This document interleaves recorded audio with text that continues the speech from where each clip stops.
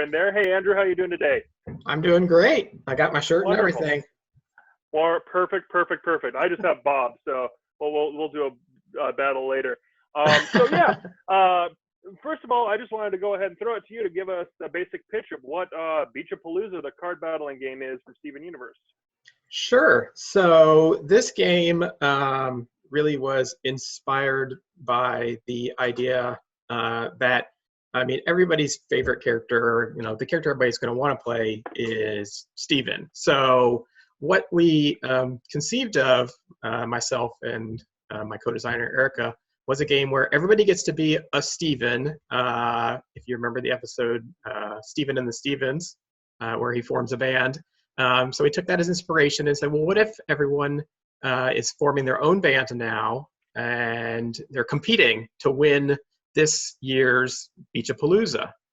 See who has the best band that they can put together, garner the best audience, score the most points at the end of the game through a collection of cards that you're going to draft. So it's a card drafting game in essence, where each round you're going to get a handful of cards and you're going to get a mix of either stage characters or audience characters. You're going to draft a couple of them, and the other crystal gems are going to be the characters that are going to join your Steven on stage.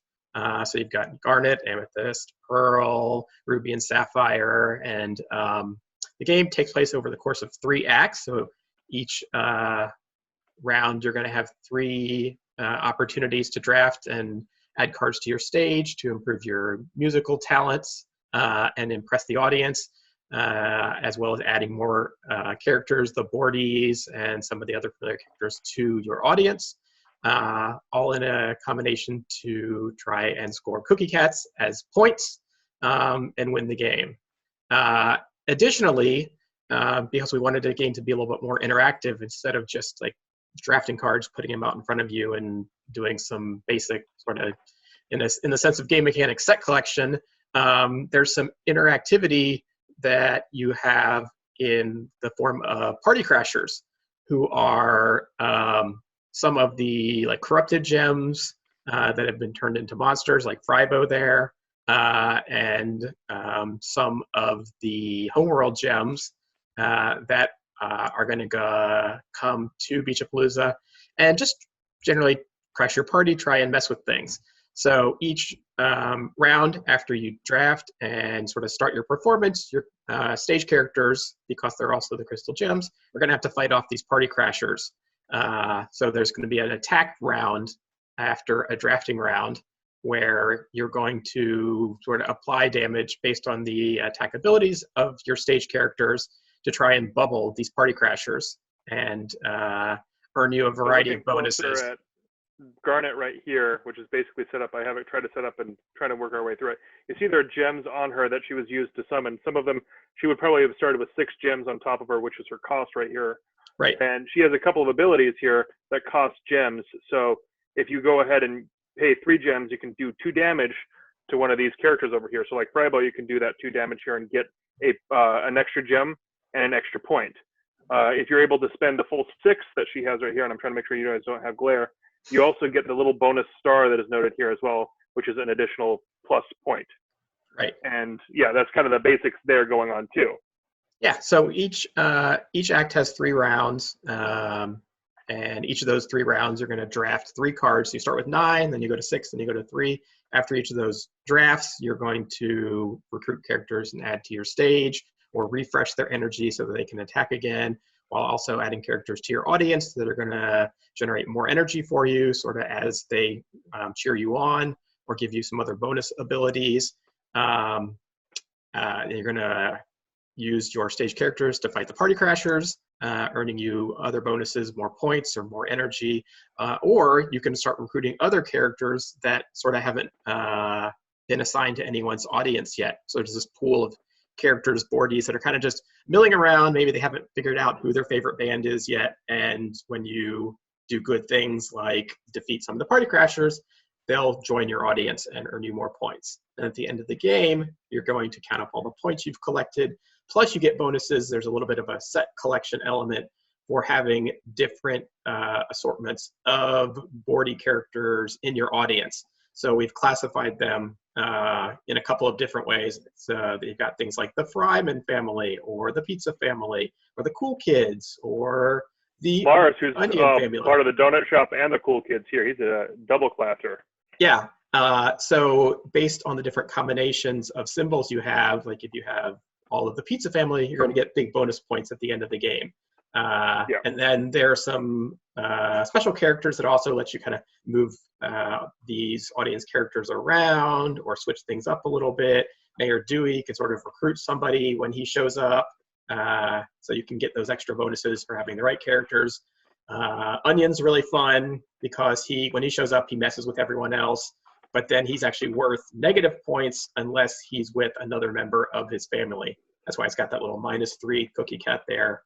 So he can help you, but it's going to cost you a little bit unless somebody else from his family, like Sour Cream or Vidalia or Yellowtail, is with him to kind of keep him in line. Yeah, so that's a good example of like the sort of deep cuts, the fun little like winks and nods that we put in that the fans of the show, I think, will really appreciate. Well, you're a super fan of the show. That's why we reached out to you and Erica. Basically, some people go into Star Wars, some people love Star Trek. That's me, and everything. Everyone has their fandoms, and I know that this is one of your huge fandoms. Yeah, it absolutely is. I've loved the show from the get-go. I remember when I first discovered it.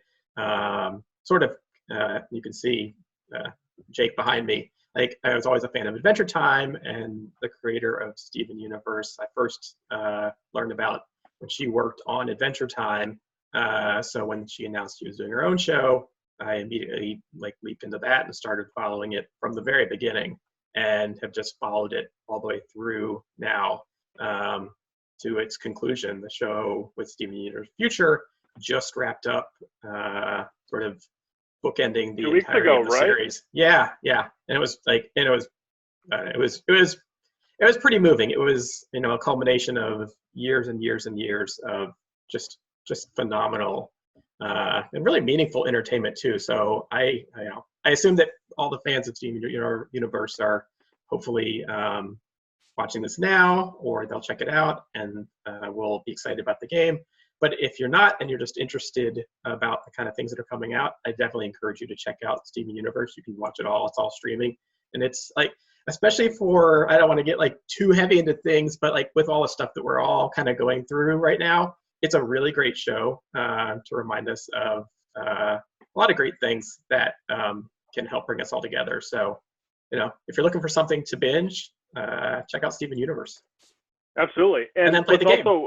Yeah, exactly. And what's also fun too is I do enjoy Steven Universe. I haven't been able to get much into the Steven Universe Future or the movie yet.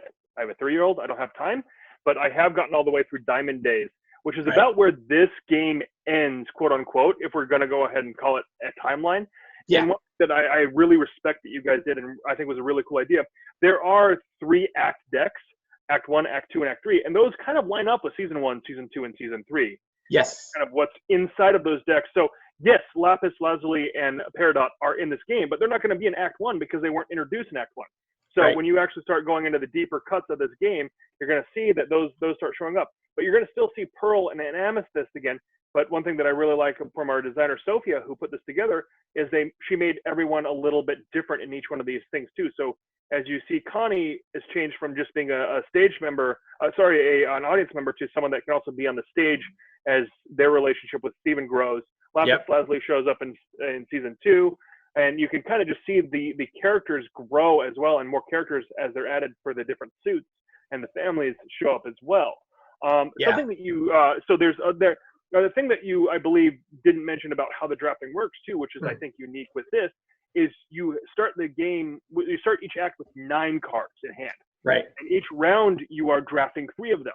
And you're drafting 1 to your stage, 1 to your audience, and 1 to a common area, which is basically also kind of like the captured area as well with those party crashers. And there are other card effects that allow you to take characters out of that area, as you mentioned earlier. But you have to make those decisions, 3 decisions every turn, which not only speeds up gameplay, but is a different way of drafting than I think has ever been really tried before. So there's a Yeah, lot of play there. absolutely. We wanted to, I mean, we wanted to make a card game so we could get like the breadth and depth of all the great characters in as much as we possibly could. So that kind of, when we talked about different game mechanics and different ways to execute things, that's sort of where Eric and I went to first. And we said, well, what kind of different card mechanics can there be? And it's like, well, drafting games are pretty approachable and can be a lot of fun. And we messed around with a couple of different versions before settling on this one where you see like a lot of information at the beginning, but you can very easily kind of hone a strategy because you're taking 3 cards at a time and being very specific about, okay, I want to add somebody to my stage, I want to add somebody to my audience, and I have to put somebody out there that I know is sort of going to be in this public pool, this captured area that I could get, but I might be giving to someone else. And so it creates a lot of really fun interplay and dynamics. And is, I think, something that's like kind of new and fresh to that style of gameplay. And then, of course, you've got the sort of interactive element where you get to battle as well. So not only are you drafting, but then you're engaging. There's a ton of those party crashers that are the famous monsters from the show and the bubbleable corrupted gems. Of course, taking them down also will give you points in the game. You get that onus of getting that. Something also that is really cool that you were able to figure out, you and Erica, was there is the concept of fusing and fusion gems inside of the world of Steven Universe. Those aren't actually in the main deck. They're always available depending on the amount of players in duplicate or not, and depending on the card type, that you can actually use a fusion instead of the cards that you have. But you have to draft into it first. So if you want to use Alexandrite, which you can use from the beginning of the game, you have to have Garnet, Amethyst, and Pearl on your stage and have enough power to summon her, which is 7, on all 3 of those cards. Right, but then you get a really powerful effect. So it's really fun to, and you can see where other players are going with that as well, so that you know if somebody else has a Garnet and an Amethyst, you're like, well, I don't really want to make this Pearl available because then they can snag the Alexandrite and get a really huge effect, scoring a ton of points. And they really do have a pretty big effect. 6 for 6. That's like 1-for-1 damage, which is unheard of in this game. Yeah, that's about the best rate. And there's also one of the other things that I think is really fun that we integrated as part of the idea of fusion is, as I mentioned, you starting in Act 1, Ruby and Sapphire are available. And one of Ruby's special abilities is the ability to fuse if you also have Sapphire, and then you get to actually like search through the deck and find a Garnet. So you can sort of fuse sort of outside of the normal scope of where those fusions are available and take your Ruby and Sapphire and form them into a Garnet for free with a bunch of energy on it. So you can do some really fun stuff there as well. But they also function individually just as, powerful gems in their own right. Yeah. And there's just a lot of stuff going on, but for the average person who's not played a lot of board games, who might just be more of a Steven Universe fan, it should be very parsable. There's a lot of symbology that makes a lot of sense. The rule book has a lot of easier and easier to read moments of how to read those symbol cards, how to set up your board so it's easy for you to see everything that's going on, and understanding that you're getting 10 energy around, how are you going to spend it? Because that's another thing that is happening, and it's all dictated. We have a really easy to parse round order card that everyone gets inside the game as well. Every player gets to use one of these, and it basically walks you through every round of the game, and a little bit of more on the back on how the acts work and everything like that.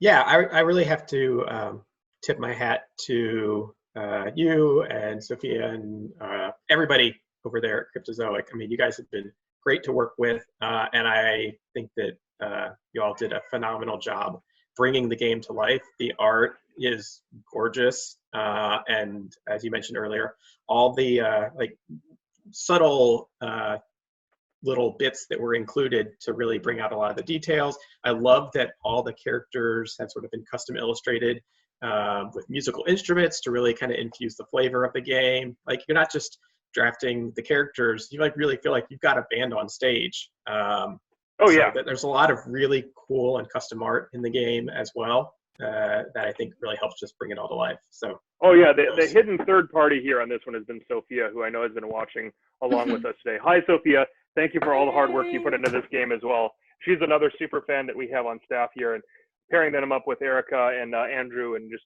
having the brainstorm sessions that we had via email and making this happen and sharing things as they happen, and she was making it was so much fun. Yeah, it's been really cool to see this game come together. It's been a long time coming too. I mean, Yeah.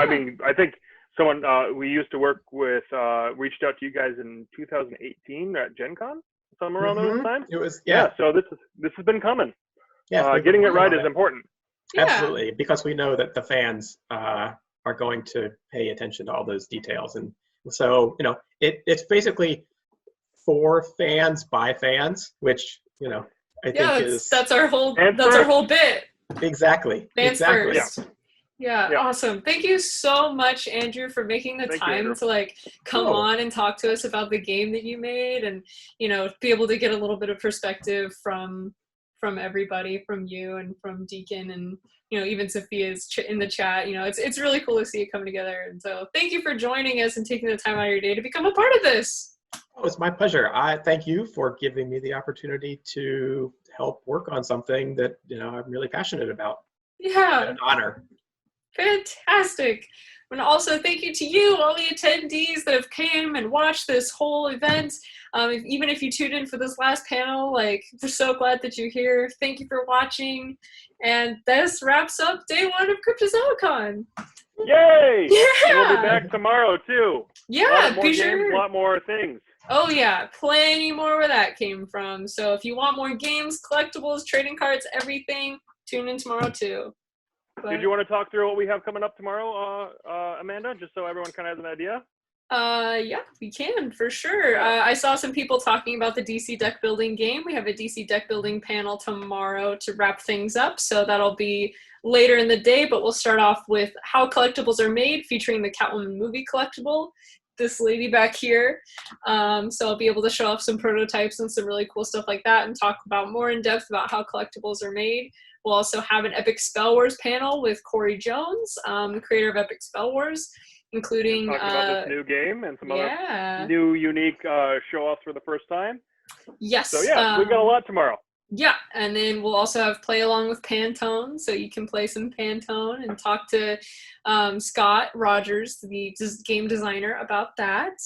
And then we'll have our DC deck building panels talking about DC Deck Building 101 and our new release, Dark Knight's Metal. Yep, so any questions about any of those things, down to how collectibles are made even, go ahead and start thinking about them now. We'll be answering them live. We'll be talking about things and just being excited with everyone else who's a fan. Yeah, we do have one last Steven Universe question I see. Is there a release date scheduled for the Steven Universe game? I know the world is weird at this moment. No, the world is weird right now. We're trying to figure it out. We have obviously done a test copy of the game right now. We haven't placed a full order for it yet, because things are going slow right now. So trying to make sure that cash flow is important for every company. Yeah. And we are a company too. So trying to make sure that time's right with everything that's going on with the world, Steven Universe as a brand, our company as a brand, everything along those lines. So this one, everything we're showing off here, we're trying to do something with this year. If and when that happens in actual dates, I'm not saying out loud, and I don't think anyone will hear on actual dates for things. But we're aiming for stuff to happen this year, whatever that may be. Stuff is a very, very important term that we use inside the industry, just stuff happening. Yeah, it's a little flexible at the moment, but we'll be sure to keep everybody updated on social media with and cool someone looked like they wanted to see the box a little bit better too. So yeah, I can go ahead and show off the box a little bit more there too. Beautiful. Love it. I love it. It's a great work. And the art, some of the extra art that was done by this is the same artist that has done a lot of stuff for Kripken's, Rob Momarts. So So all of those extra little bits that you were talking about, Andrew, with the musical instruments that aren't actually in the show and have been approved by Cartoon Network, however, are coming from Rob Momarts. Yeah, there's a lot of stuff for us as well. He did a great job. It all just came together beautifully. Absolutely. Awesome. Well, thank you. I think this wraps it up. We'll see you all tomorrow. Thanks for watching. See you all tomorrow.